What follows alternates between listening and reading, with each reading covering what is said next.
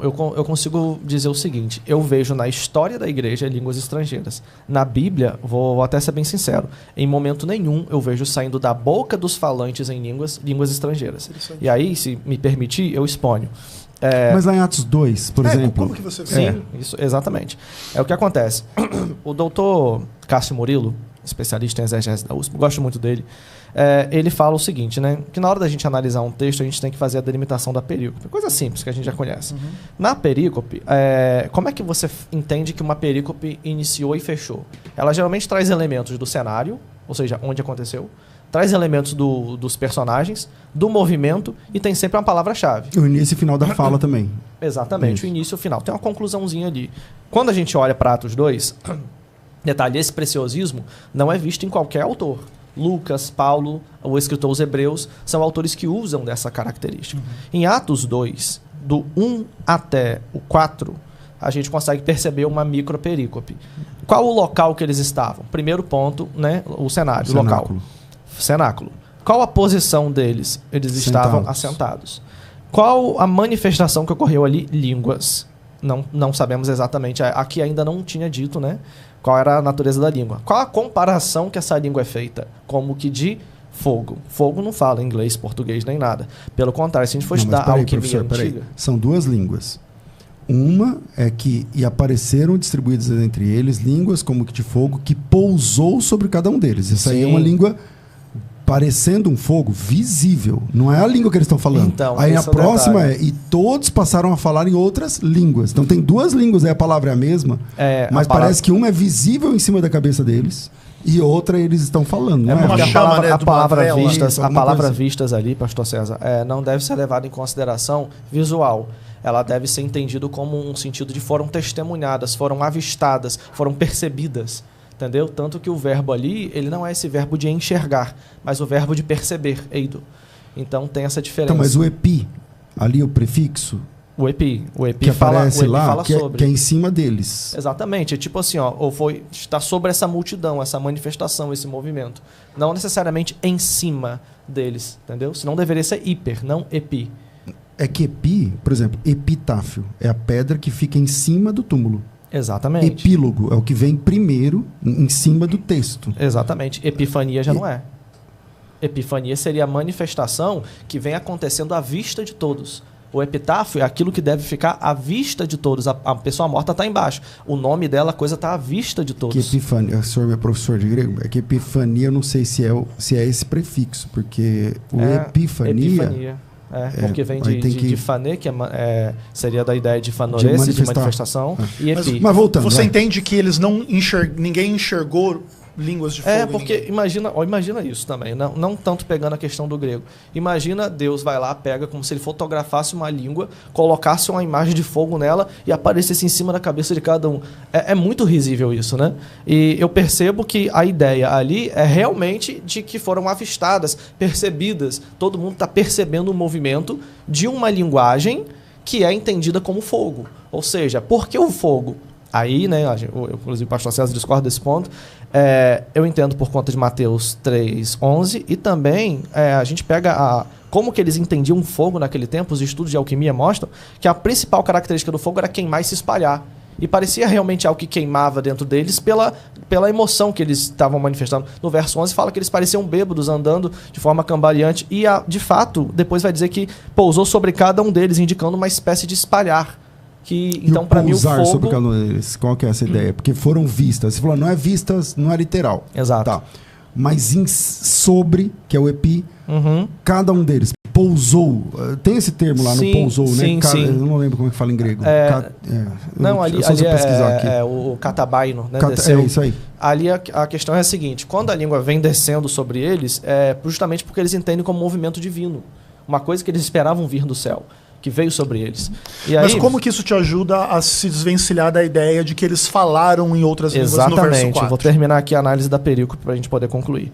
Então, assim, nós temos esses pontos, tá? O local era esse, a posição, assentados, a manifestação é línguas, o termo usado por eles foi glossa, a comparação foi com fogo. 5 coisas. Quando vai para o verso 6, tudo isso muda. Eles não estão mais dentro do cenáculo, estão fora. eles não estão mais assentados, estão de pé andando como bêbados. O termo usado não é mais glossa, é dialectos, que é um termo mais preciso para idioma. A manifestação que acontece com eles ali é de línguas idiomáticas, mas aí depois a gente vai ver o verso 6 como que explica isso. E a comparação não é mais com fogo. Então parece-nos que existem duas microperícopes aqui, onde em uma eles começam a falar em línguas ininteligíveis, eles vão para o lado de fora e essa língua, quando em contato com os ímpios, as 18 nações que estavam ali, ela passa a ser ouvida por eles como língua estrangeira. E aí entra o ponto. Foi no ouvir ou foi no falar? E a gente responde. Ó o que diz o verso 6. Quando, pois, se ouviu aquela voz. Perceba que está falando ainda de voz. Né? Afluiu a multidão. A multidão vem sem saber o que é. Chega perto porque é uma voz. Que se possuiu de perplexidade. Porque cada um usou via falar. Aqui é o seguinte, você tem dois verbos juntos. Toda vez que você tem dois verbos juntos, o verbo ouvir e o verbo falar, na mesma categoria, um governa sobre o outro. Então o que aconteceu? Eles estavam perplexos pelo que ouviam, pelo que caía no ouvido deles, e eles falavam assim, olha, imagina só isso aqui, ele está falando na minha língua. Agora, imagina que estranho. Vamos pensar aqui, o pastor Ezequiel, vou botar ele como pentecostal agora, está falando em língua estranha, eu e o pastor César ficamos perplexos, se aproximamos, vamos ver o que é isso. Aí eu chego para o pastor César e falo assim, o que ele está falando? O pastor César fala um idioma, eu falo outro, e a gente consegue ouvir você falando nos nossos dois idiomas. Então são fenômenos diferentes. Um é na língua dele e outro no ouvido de quem está ouvindo. Exatamente. Quem fala, fala em língua estranha. Quem ouve, ouve em língua estrangeira. Isso, para mim, é o que está claro aqui. Né, legal. Mas assim, ó, por exemplo, você disse assim que o texto de Atos 2, ele coloca a ênfase no ouvir, em função da tua análise aí na relação do verso 4 e do verso 6. Sim. Mas é óbvio que esse ouvir, ele passa pelo falar do verso 4. Isso não elimina um pouco essa tese para você? Não, porque eu já esteve numa situação onde alguém fala uma coisa e você entende outra? Sim.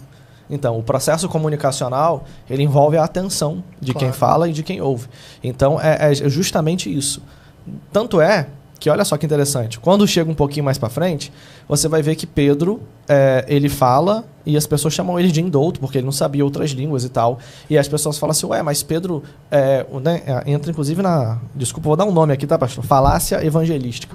O que é falácia evangelística? É quando a pessoa diz que precisava de língua estrangeira para evangelizar. Gente, nós estamos falando de um ambiente cosmopolita, onde o mais leigo falava 3 línguas. É igual você ali em Búzios, no Rio de Janeiro. Qualquer lugar que você parar, a pessoa fala inglês, fala espanhol, por conta do convívio. Né? Todos nós sabemos que era um ambiente multilinguístico. E aí, naquela situação, eles ficam pasmos, porque são pessoas que vêm de fora, não são pessoas que estão habituadas ali. As pessoas estão ouvindo eles falarem em outras línguas, mas a mesma pessoa está falando uma língua só e aquela língua se distribui em 18 idiomas. Tanto é que não tem como o cara falar para um, depois falar para outro, depois falar para outro, assim, porque senão seria uma coisa muito esquisita. Mas a ideia não seria que discípulos diferentes podem ter falado e em línguas diferentes, para pode grupos ser. E pessoas diferentes? Pode tem um ser. pouco dessa ideia. Só tem um detalhe. Olha o que eles falam aqui, ó. Não são todos eles, galileus, eles estão julgando o grupo, não o indivíduo. Certo. Entendeu? Depois ele fala, nós os ouvimos falar. É como se uma voz única daquela multidão conseguisse chegar em cada ouvinte dentro do seu próprio idioma. Isso, para poder desmontar isso, teríamos que tirar os substantivos coletivos aqui, que fala de todos são galileus, todos, eles estão tentando identificar o grupo. E não necessariamente, tipo assim, um cara chegou perto dele e começou a falar na língua dele. Entendeu? Eles estão julgando o grupo. Mas aqui no fim das contas, como o grupo é formado de indivíduos, os indivíduos, à medida que eles se espalham no meio das pessoas e falam, você naturalmente teria essa mesma forma de narrar essa experiência. Mas aí tem uma diferença que é muito comum em Lucas. Lucas, na hora de usar a análise dele, ele nunca vai do todo da parte para o todo. Ele sempre vai do todo para a parte. A gente chama isso de holonímia, é quando você vai do todo. Então Lucas, ele está julgando aqui. Lucas sabia usar esse recurso porque ele usou várias vezes. Então, como ele está falando do todo, é justamente porque esse era o julgamento do grupo. Legal, mas aí assim, Mateus, como que eu enxergo? Eu enxergo que a tua leitura é plausível, tudo bem, mas ao mesmo tempo eu acho que ela corresponde, você pode confirmar para mim ou não, a um problema que existe numa certa tensão que alguns enxergam entre o dom de línguas em Atos e o dom de língua lá em Paulo. Porque a ideia é que em Atos é muito claro a ideia de línguas estrangeiras, e chega lá em Paulo abre uma hipótese, que também é um pouco controversa, que é essa questão da língua que é um mistério, que ninguém entende, que edifica a si mesmo e tal. A sua leitura, ela tenta resolver esse problema, então você enxerga um dom parecido com o que Paulo fala lá em 1 Coríntios, aqui nos primeiros versos, para depois, tipo assim, não ter essa distinção entre a língua estática do pentecostalismo e o fato claro de que aqui é línguas estrangeiras? É exatamente aí que entram as 3 camadas. Eu identifico 1 Coríntios 14 com Judas 20, onde nós temos a oração em línguas. Ao passo que eu identifico Atos dentro do próprio Atos. Como uma evidência. Exatamente. Atos é a evidência. A evidência em Atos 2, Atos 10, Atos 19. Quando chega 1 Coríntios 14, Paulo nem fala sobre batismo com o Espírito Santo. Ele fala só das línguas. Então, parece-me que se eu conectar essas coisas, eu estou fazendo uma teologia sistemática, mas sem um calibre exegético, né? Ou seja, alguém chegar e me perguntar assim, você me perguntar agora, Mateus, cadê o batismo com o Espírito Santo na língua de 1 Coríntios 14? Eu não vou ter como te responder. Certo. Mas se você falar assim, tem língua ali? Tem. Então, qual o formato dessa língua? Paulo fala sobre falar, Judas fala sobre orar. Paulo fala sobre mistério, Judas fala sobre espírito, e ambos falam sobre edificação própria. Então, me parece que eles estão dentro de um bojo narrativo, sabe?